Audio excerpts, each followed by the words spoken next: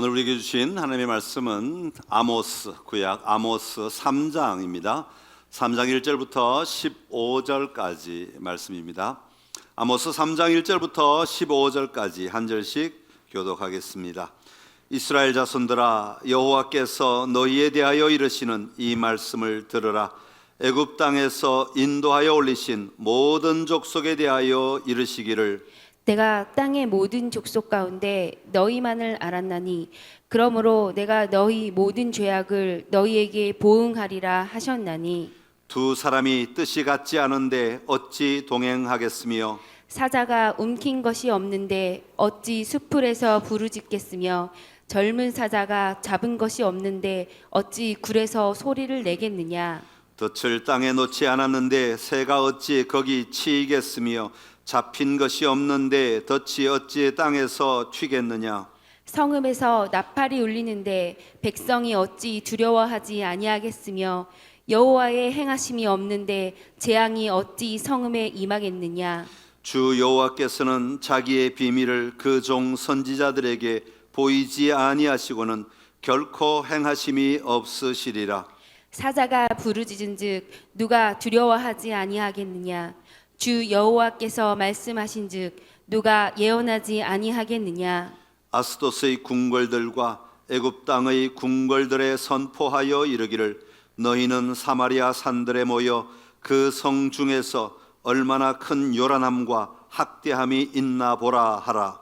자기 궁궐에서 포악과 겁탈을 쌓는 자들이 바른 일 행할 줄을 모르느니라. 여호와의 말씀이니라. 그러므로 주 여호와께서 이와 같이 말씀하시되, 이 땅 사면에 대적이 있어 내 힘을 쇠하게 하며 내 궁궐을 약탈하리라. 여호와께서 이와 같이 말씀하시되, 목자가 사자 입에서 양의 두 다리나 귀 조각을 건져냄과 같이 사마리아에서 침상 모서리에나 걸상의 방석에 앉은 이스라엘 자손도 건져냄을 입으리라. 주 여호와 만군의 하나님의 말씀이니라. 너희는 듣고 야곱의 족속에게 증언하라.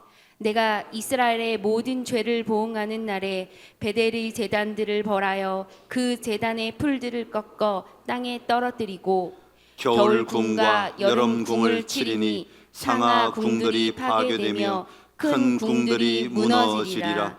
여호와의 말씀이니라. 아멘. 할렐루야. 오늘 복된 주일 아침에 주님께서 오늘 우리에게 주신 말씀은 아모스 3장 말씀을 통해서 응답을 기다리시는 하나님이라는 제목입니다. 우리 한번 따라합시다. 응답을 기다리시는 하나님. 옛날 아재 개그이긴 하지만 그래도 얘기 하나 하면서 시작하겠습니다. 산부인과에 한 임산부가 실려왔습니다. 굉장히 급하게 이제 곧 아이가 나올 듯한 그런 시점인 것 같습니다. 아프다고 소리를 지르며 침대에 실려가는 그 임산부 옆에는 남편으로 보이는 남자가 아내에게 계속해서 말을 하면서 열심히 침대를 밀고 달려갑니다. 여보 조금만 참아, 이제 병원이야. 조금만 참아, 괜찮아, 이제 곧 괜찮을 거야. 드디어 복도 달려가지고 임산부를 실은 침대가 이 분만실로 들어가게 되었습니다. 그러자 남편도 같이 따라 들어가려고 하는데 간호사가 그 앞을 탁 막으면서 이렇게 이야기합니다. 관계자 외 출입 금지입니다. 밖에서 기다려 주십시오.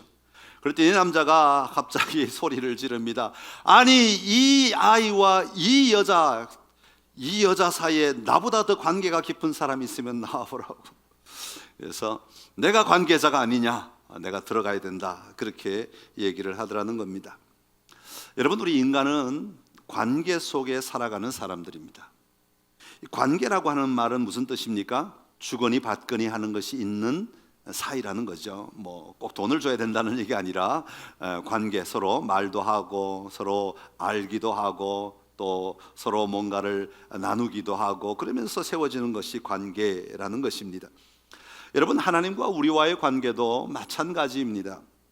우리는 생각하기를 하나님 앞에 나오면 우리는 무조건 요구하기만 해야 하고 하나님은 우리의 요구에 응답하시기만 하셔야 된다라는 생각을 가진 성도들이 좀 있는 것 같아요.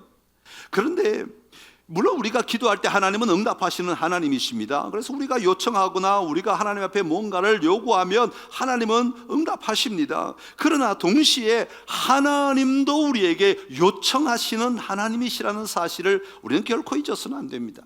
여러분, 성경의 많은 부분에 보면 하나님은 끊임없이 그 백성들에게 하나님이 요청하시는 것을 볼 수가 있어요. 그런데 우리가 그게 관심을 두지 않아서 그렇죠. 이게 너무 부담스러우니까 차라리 읽으려고 하지도 않고 들으려고 하지도 않으니까 없는 것 같지만 굉장히 많은 부분에 하나님의 요청이 얼마나 많이 들어있는지 모릅니다. 하나님의 요청이 있다는 얘기는 무슨 뜻이에요? 성도들은 마땅히 그 요청에 응답해야 한다는 겁니다. 우리 하나님은 응답을 기다리시는 하나님이세요. 그래서 우리가 응답할 때까지 인내하시며 우리 하나님은 참고 기다리시는 하나님이시라고 성경은 말씀하고 있습니다. 여러분, 왜 하나님은 우리의 응답을 기다리실까요? 하나님은 전능하신 하나님 아니십니까? 만물을 지으시고 만물을 다스리시는 하나님 아니십니까? 그러면 하나님은 혼자서 모든 일을 다 하실 수 있는 분입니다. 넉넉히 그런 분이십니다. 그럼에도 불구하고 그런 분께서 왜 우리의 응답을 기다리실까요? 여러분, 하나님의 특징 가운데, 하나님의 성품, 하나님의 특징 가운데 하나는 하나님께서는 일을 하실 때 온 세상 만물을 만들어 놓고 그 세상을 다스리며 일하실 때는 피조물과, 하나님이 만드신 이 피조물과 지속적인 관계 속에서 일하시는 하나님이시라는 겁니다. 그러니까 피조물들을 무시하고 일방적으로 일하시는 하나님이 아니라 이 피조물과 함께 연결되어 일하시는 하나님이라고 하는 사실을 우리는 절대로 잊어서는 안 됩니다. 그것을 가리켜서 하나님의 섭리라는 단어로 표현을 합니다. 하나님의 일들이 일어나는 원리와 법칙들이라는 말입니다. 하나님의 섭리는 크게 세 가지로 나눌 수가 있어요. 하나는 보존하는 겁니다. 또 하나는 협력하는 겁니다. 그리고 또 하나는 통치하는 겁니다. 하나님은 피조물인 우리 인간과 함께 하나님이 지으신 모든 세상을 보존하시는 하나님이십니다. 그리고 협력하시는 하나님이십니다. 그리고 통치하시는 하나님이십니다. 그러기에 우리는 그렇게 일하시는 하나님께 응답하는 것이 마땅한 삶이어야 하는 것이죠. 자, 구체적인 내용은 본문 안에서 우리가 살펴보려고 하는데요, 오늘 본문 말씀을 통해서 하나님께 우리가 응답해야 하는 것이 무엇인지 살펴보고 하나님의 동역자로서 오늘 이 땅의 삶을 다스리며 살아가는 은혜가 오늘 우리 모두에게 있기를 간절히 기원합니다.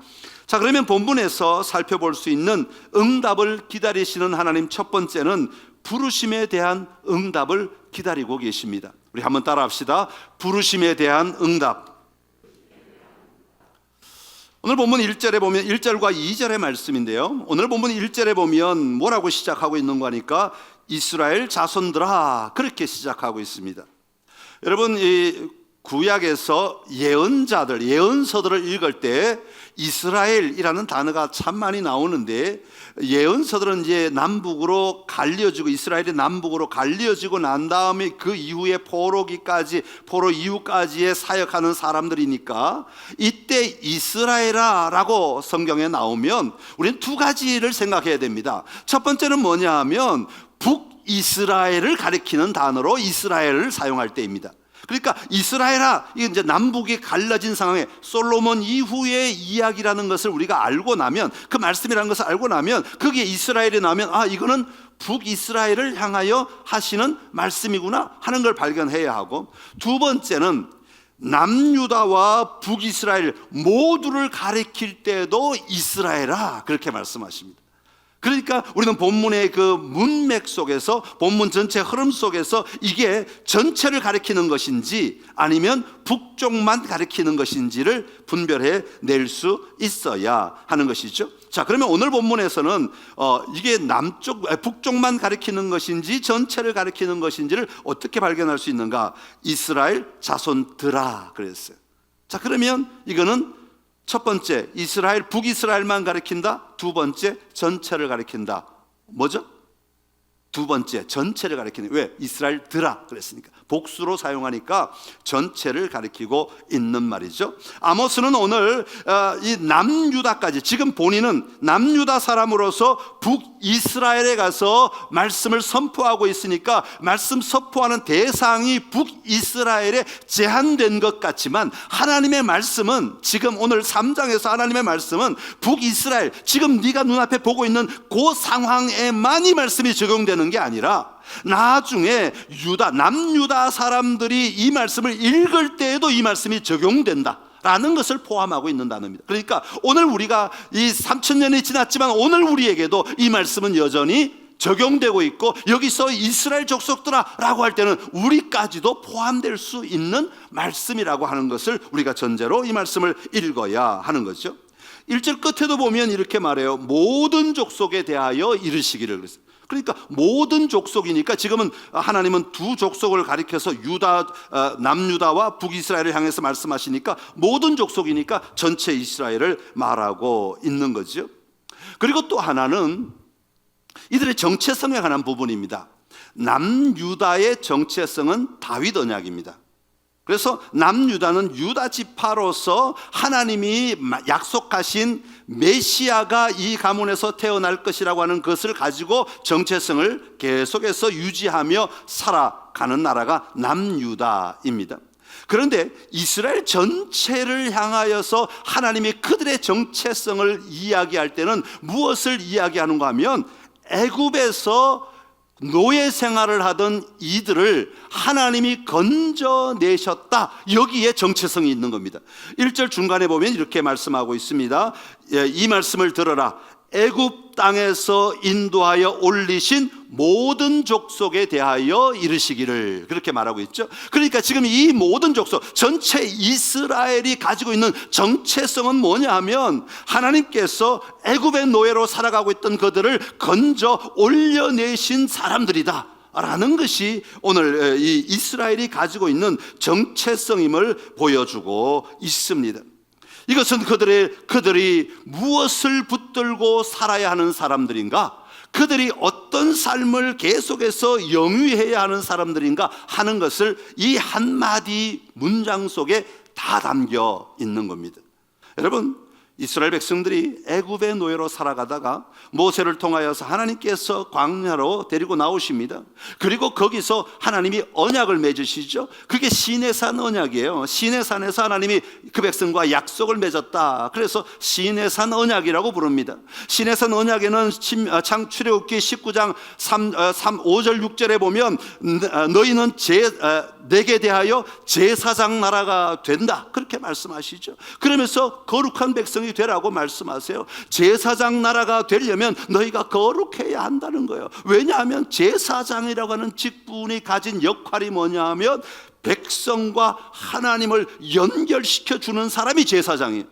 그러니까 이 나라가 제사장이 된다고 하는 것은, 너희가 이제 민족을 이루는데 이 민족이 제사장의 나라가 된다는 것은 너희를 통하여서 다른 열방들을 하나님께로 연결시켜주는 나라가 되어야 된다라는 의미가 담겨 있는 겁니다.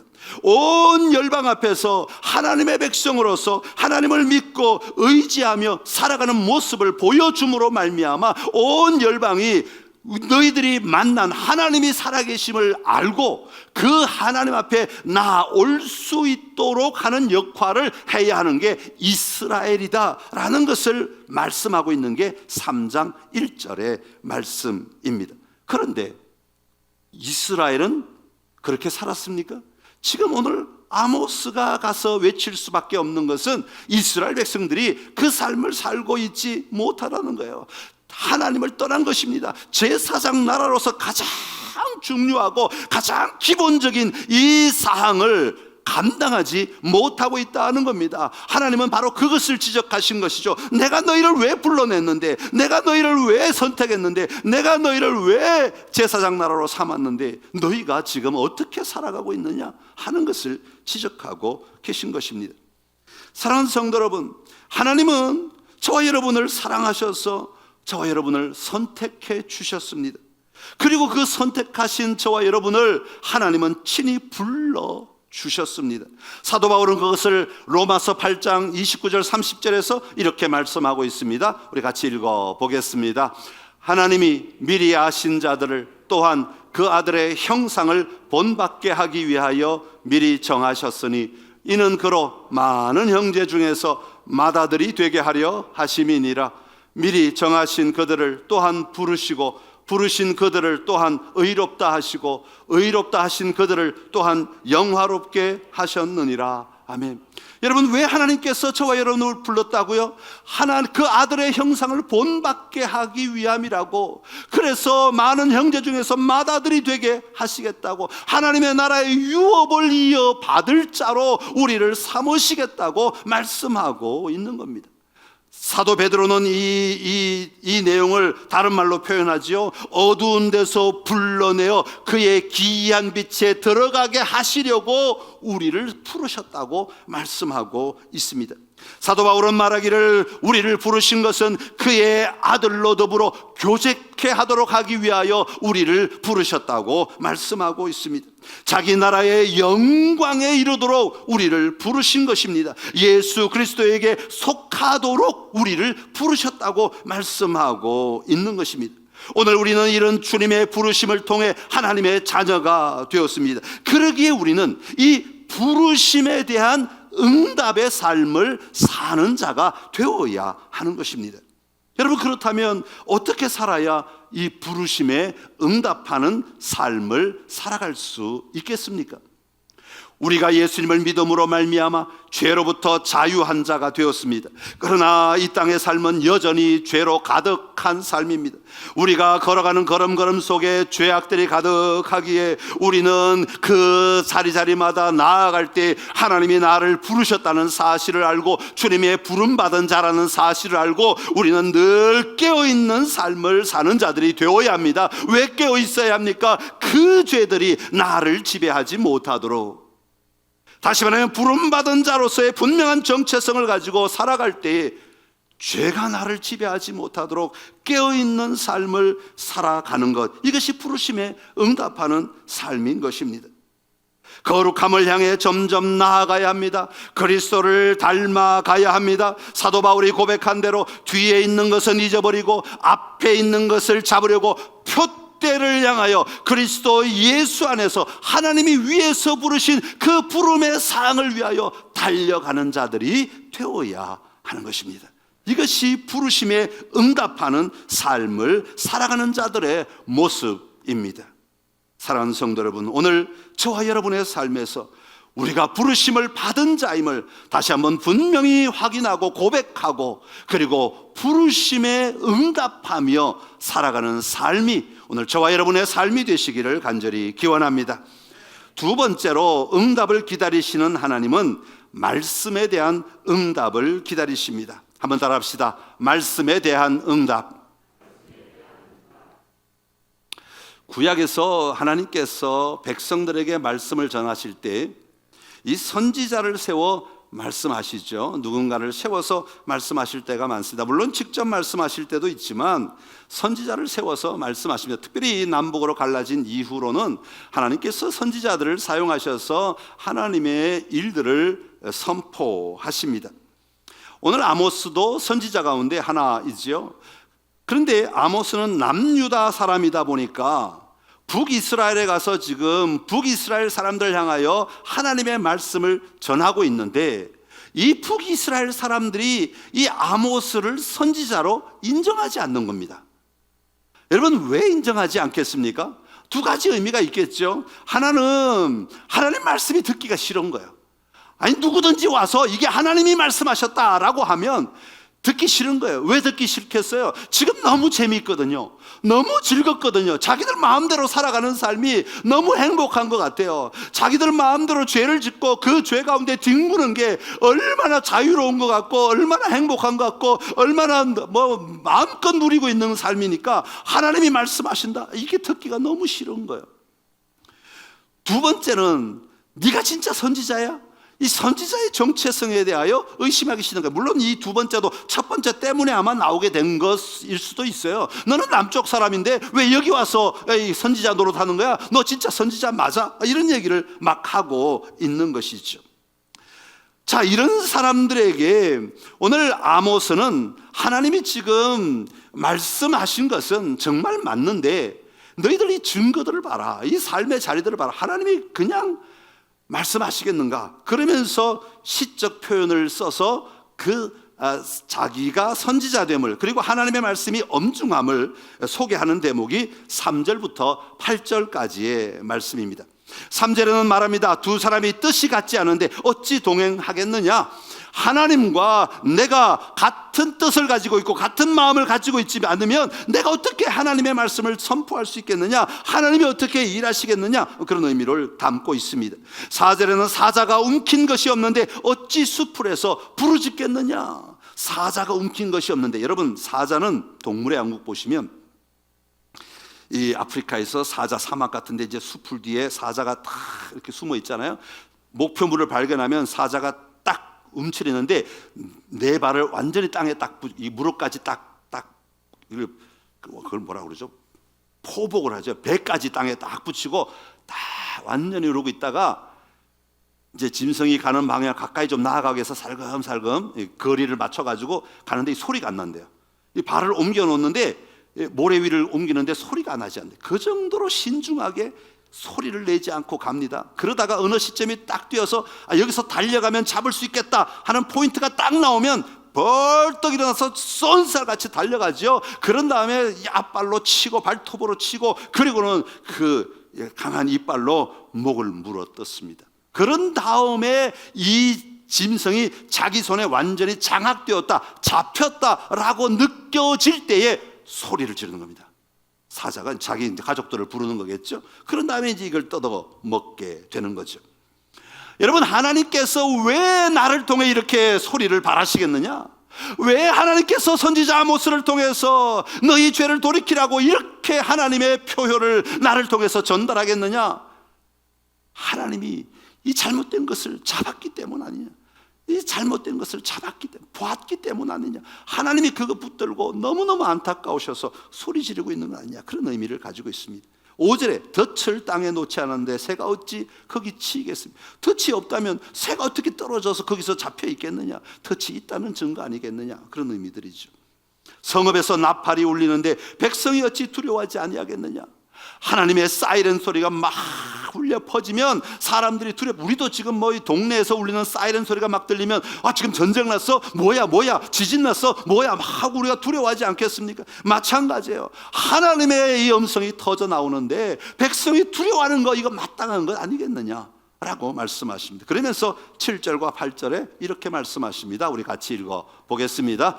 주 여호와께서는 자기의 비밀을 그 종 선지자들에게 보이지 아니하시고는 결코 행하심이 없으시리라. 사자가 부르짖은즉 누가 두려워하지 아니하겠느냐? 주 여호와께서 말씀하신즉 누가 예언하지 아니하겠느냐? 아멘. 여러분, 여호와 하나님께서 사자같이 부르짖을 때 선지자는 그 말씀을 선포하지 않을 수가 없다는 것입니다. 왜냐하면 하나님이 말씀하셨기 때문에 그 말씀은 반드시 이루어지는 말씀이기 때문입니다. 그러기에 지금 이 선포되는 말씀에 귀를 기울여야 살아갈 수 있고, 귀를 기울이고 반응할 때에 생명을 얻을 수 있다는 것이죠. 말씀에 응답하는 삶을 살아갈 때에 회복이 일어나게 된다고 말씀하고 계신 것입니다. 사랑하는 성도 여러분, 하나님은 지금도 다양한 방법으로 우리에게 말씀하십니다. 사도 바울은 디모데후서 3장 15절에서 이렇게 말씀하고 계십니다. 우리 한번 같이 읽어보겠습니다. 또 어려서부터 성경을 알았나니 성경은 능히 너로 하여금 그리스도 예수 안에 있는 믿음으로 말미암아 구원에 이르는 지혜가 있게 하느니라. 아멘. 성경 하나님의 말씀은 지혜를 주신대요. 무슨 지혜? 구원에 이르는 지혜를 주신대요. 다시 말하면 살아날 지혜를 주신대. 어떻게 하면 살아날 수 있느냐? 어떻게 하면 생명을 누릴 수 있느냐? 어떻게 하면 기쁨의 삶을 살아갈 수 있느냐? 어떻게 하면 승리할 수 있느냐? 그렇게 살아갈 지혜를 주신다고 말씀하고 있는 겁니다. 이미 우리에게 전해진 기록된 말씀, 하나님의 말씀은 우리가 믿음 안에서 구원에 이르는 삶을 살아가기에 충분한 말씀이라고 성경은 선포하고 있는 겁니다. 그러기에 우리에게 오늘 우리에게 주어진 이 말씀을 믿고 말씀대로 도전하는 삶을 살아가야 합니다. 왜냐하면 이 말씀은 우리에게 교훈과 책망과 바르게 함과 의로 교육하기에 충분한 말씀이기 때문입니다. 우리 삶이 어렵고 힘들 때 우리는 말씀 붙잡아야 합니다. 내가 어디로 가야 될지 알지 못할 때 우리는 말씀 붙잡아야 합니다. 그리고 그 말씀이 지금 나에게 하시는 말씀이 무엇인지를 우리는 분별해야 합니다. 분별하는 것으로 끝나서는 안 됩니다. 그리고 그 말씀 앞에 우리는 응답하는 삶을 살아가는 자들이 되어야 합니다. 말씀 앞에 반응할 때에 그 말씀이 내 안에 역사하게 되는 것입니다. 주님은 우리가 말씀 앞에 반응하기를 원하십니다. 말씀 앞에 응답하기를 원하십니다. 여러분, 오늘 우리에게 주어지는 하나님의 말씀 붙들고 이 말씀에 반응하며 응답하며 살아가는 우리 모두가 되기를 간절히 기원합니다. 마지막으로 응답을 기다리시는 하나님은 역할에 대한 응답을 기다리십니다. 한번 따라합시다. 역할에 대한 응답. 아까도 말씀드렸습니다만 하나님께서 이스라엘이라고 하는 나라를 세우신 이유는 그 백성을 통해 하나님이 일하시기 위함인 것이죠. 이스라엘이 제 역할을 감당하면 이 이스라엘을 통하여 하나님은 하나님의 일하심이 확장됩니다. 하나님의 나라가 확장된다 그 말이죠. 하나님의 통치 영역이 확장되죠. 그런데 이스라엘이 그 역할을 하지 못하면 여기서 멈춰버리는 거예요.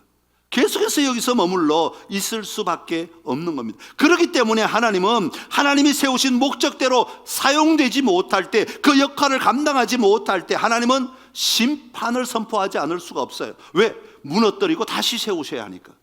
무너뜨리지 않으면 변화되지 않는 것들은 하나님은 무너뜨리십니다. 그리고는 다시 세워가시는 것이죠. 오늘 9절부터 15절까지 말씀인데 하나님께서 이스라엘을 향하여 심판을 선언하실 때 9절에 보면 국제회의를 개최합니다. 국제회의가 뭔가? 보십시오. 9절 말씀인데요. 아스돗의 궁궐들과 애굽 땅의 궁궐들에 선포하여 이르기를 너희는 사마리아 산들에 모여, 그렇게 말합니다. 자, 아스돗은 어디냐 하면 블레셋의 한 도시입니다. 그러니까 이 아스돗이라고 하는 단어는 다른 말로 대체하면 블레셋이라는 말로 바꿀 수 있고, 애굽은 애굽이니까 우리가 잘 알고 있죠. 자, 블레셋과 애굽을 하나님이 불러 일으키십니다. 그리고 어디로 모이라고 하냐면 사마리아 산 위에 모이라고 합니다. 사마리아는 어디에 있는 땅이냐면 북이스라엘에 있는 땅입니다. 그러니까 북이스라엘 산 위에, 하나님의 국제회의는 다 산 위에서 이루어집니다. 하나님이 임재하시기 때문에 산 위에서 대부분 다 이루어지는데, 산 위에, 사마리아 산 위에 모아놓고 하나님이 회의를 하시는 겁니다. 그러면서 뭘 보라고 말씀하시는 거니까 9절 끝에 보면 그 성중에서 얼마나 큰 요란함과 학대함이 있나 보라, 그렇게 말씀하십니다. 여러분, 이스라엘을 역사 가운데 이스라엘을 가장 많이 괴롭힌 나라가 지금 이제 남북 나뉘어져 있을 때니까 요때까지만 봤을 때 아수르, 바벨론 그 다음에 나오는 나라고, 그 전으로 보면 누가 가장 많이 괴롭혔습니까? 블레셋과 그리고 애굽이에요. 이 둘이 가장 이스라엘을 많이 괴롭힌 나라들이에요. 다른 말로 하면 이 둘이 가장 포악하고 악을 가장 많이 행하고 가장 나쁘게 살았던 나라들이다, 그런 말이에요. 그런데 하나님은 지금 북이스라엘을 향하여 경고하시기 위해 가장 나쁜 삶을 살았던, 이스라엘에 가장 해코지를 많이 했던 이 두 나라를 불러 일으켜서 사마리아 산 꼭대기에 앉혀놓고 너희들이 이 산 밑에 있는 이 도시를 한번 봐라, 이 성을 한번 봐라, 그러면서 뭐라고 말했어요? 이 성 중에 얼마나 큰 요란함과 얼마나 큰 학대함이 있나 보라는 거예요. 이 얘기는 무슨 뜻이에요? 블레셋보다 더하다 이거예요. 애굽보다 더하다 이거예요. 오죽하면 애굽 사람이 야, 이렇게 잔인해? 오죽하면 블레셋 사람들이 와서 이런 나라가 있어, 이렇게 말할 정도가 되었다라고 하나님은 지금 말씀하고 계시는 것입니다. 얼마나 안타까운 일입니까? 얼마나 괴로운 일입니까? 지금 블레셋을 이끌고 가야 하는 나라가 이스라엘이에요. 여러분, 애굽을 이끌고 가야 하는 나라가 이스라엘이에요. 그런데 그런 나라가 그 역할을 감당하지 못하고 오히려 그 나라들에게 조롱거리가 되어버렸다. 얼마나 하나님이 안타까우시겠어요? 얼마나 하나님이 고통스러우시겠어요? 더 나아가 14절에 보면, 14절로 넘어가면 하나님께서는 모든 죄를 보응하는 날에 베델의 제단들을 벌하며 그렇게 말합니다. 베델은 어떤 곳이냐 하면 북이스라엘에 성전을 만든 곳이죠. 이게 제가 첫 번째 말씀드렸지만 북이스라엘이 예루살렘으로 갈 수 없으니까 이스라엘 자기 땅에다가 성전을 만들고 금송아지 만들고 여기에 하나님이 계신다, 이게 너희를 인도하는 하나님이다, 그러면서 거기서 제사하게 했다고 말씀을 드렸습니다. 여러분, 이 모든 죄의 원인, 이스라엘이 지금 타락하고 블레셋이 봐도 애굽이 봐도 혀를 내두를 정도의 상태가 된 것은 어디서부터 출발되었느냐? 가만히 보니까 베델에서부터 출발된 거예요. 북이스라엘의 잘못된 원인은 바로 잘못된 신앙에서부터 오는 것이라고 하는 것을 말씀하시고, 하나님은 그 원인까지도 바로 잡으시겠다고 말씀하는 것입니다. 제단을 벌하는 것은 제단이 가져야 하는 역할과 책임이 있는데 그것을 감당하지 못할 때 하나님은 그것을 멸하시는 거예요. 다른 말로 바꾸면 영적 삶이 무너지면 그 세상의 그 땅의 모든 삶들은 다 무너지게 되어 있다라는 것을 말씀하고 있는 겁니다. 여러분, 제단이 건강하게, 우리의 마음이 영적으로 건강하게 하나님의 가치를 가지고 세워지지 않으면 우리는 다른 것을 지배할 힘이 없어요. 지배할 힘이 없어요. 끌려가고 마는 것이죠. 사랑하는 성도 여러분, 우리는 여러 가지 역할을 가지고 살아가지 않습니까? 하나님은 우리를 때로는 아버지로, 때로는 어머니로, 때로는 남편으로, 때로는 아내로, 때로는 자녀로, 그리고 성도로 살아가도록 우리에게 역할을 주셨습니다. 그런데 그 역할에 대하여 우리가 응답하지 못하면, 내가 아버지인데 아버지로서의 역할을 내가 응답하여 감당하지 못하면, 내가 그것을 위해 헌신하지 못하면, 그것을 위해 내가 수고하지 못하면, 그 역할에 내가 집중하지 못하면 나만 무너지는 게 아니라 우리 집이 다 무너진다는 거예요. 즉 그 얘기를 하고 계시는 겁니다. 왜냐하면 하나님은 우리가 가진 역할을 통하여 하나님의 통치가 이루어지도록 일을 하시기 때문입니다. 여러분, 그리스도인이 제 역할을 못하면 하나님은 누구를 일으키겠습니까? 다른 교회 일으키겠습니까? 아니요. 그리스도인들이, 교회가 하나님의 역할을 감당하지 못하면 하나님은 다른 교회를 일으키는 것이 아니라 세상을 일으키십니다. 그래서 세상의 입으로 우리를 향하여 하나님의 메시지를 전하게 하시는 거죠. 그쯤 되면 곤란하죠. 여러분, 얼마나 어려운 때입니까? 성도가 제 역할을 못하면, 예수님을 알지 못하는 사람을 일으켜 하나님은 이 사람의 삶에 개입하게 하시는 것입니다. 여러분, 이 세상의 주권자는 여호와 하나님이십니다. 그 하나님께서 우리를 부르셨습니다. 교회로 부르셨습니다. 교회라고 하는 공간에 부르셨다는 말이 아니라 여러분 한 사람 한 사람을 에클레시아, 불러서 밖으로 나오게 하셨다는 겁니다. 하나님께서 다 불러서 밖으로 나오게 하신 여러분들이 다 교회입니다. 하나님은 이 세상을 지금은 교회를 통하여 일을 하십니다.